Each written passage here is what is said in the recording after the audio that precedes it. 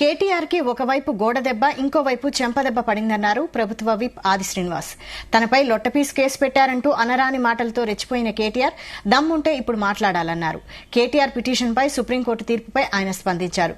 ఫ్రస్ట్రేషన్లో కేటీఆర్ ఏం మాట్లాడుతున్నారో తెలియడం లేదన్నారు. ఫార్ములా ఈ కార్ రేసు అంశంలో నిబంధనలకు విరుద్దంగా కేటీఆర్ ప్రజాధనాన్ని దుర్వినియోగం చేశారని దుయ్యబట్టారు. అక్రమ కేసులు పెట్టి జైలుకు పంపాలని చూస్తున్నారని కేటీఆర్ ఆరోపిస్తున్నారు. అదే చేయాలంటే ఈ ప్రభుత్వం వచ్చి 13 నెలలైందని గుర్తు చేశారు. బీఆర్ఎస్ హయాంలో రేవంత్ రెడ్డిని అర్ధరాత్రి తలుపులు బద్దలు కొట్టి అరెస్టు చేశారని గుర్తు చేశారు. సుప్రీం కోర్టులో కూడా కేటీఆర్ గారికి చుక్కెదురైంది. అటు గోడ దెబ్బ, ఇటు చెప్ప దెబ్బ.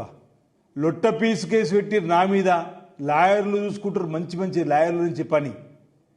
ఓవైపు ఈ రాష్ట్ర ప్రభుత్వాన్ని తిడుతూ బూతులతో అసలు నోటితో మాట్లాడాల్సిన మాటలు మాట్లాడేటువంటి భాష కూడా అసలు ఏం మాట్లాడుతున్నా కూడా ఫ్రస్ట్రేషన్లో తెలవకుండా ఫార్ములా ఈ కార్ రేసులో ప్రజాధనాన్ని 55 కోట్లు గవర్నర్ గారు అనుమతి కోసం లేఖ రాసి, గవర్నర్ గారు అనుమతి వచ్చినాక ఏసీబీ మీ మీద ఎఫ్ఐఆర్ పెడితే, ఆ తర్వాత ఈడీ కూడా అంటే మీ మీద కేసు పెడితే లొట్టపీస్ కేసు అంటూ ఇదో లొట్టపీస్ కేసు అని చెప్పని మా ముఖ్యమంత్రి గారిని ప్రజాస్వామ్యవాదులందరూ ఖండించే విధంగా బూతులు తిట్టిన సందర్భంలో మీ అందరూ కూడా తప్పటి సందర్భం.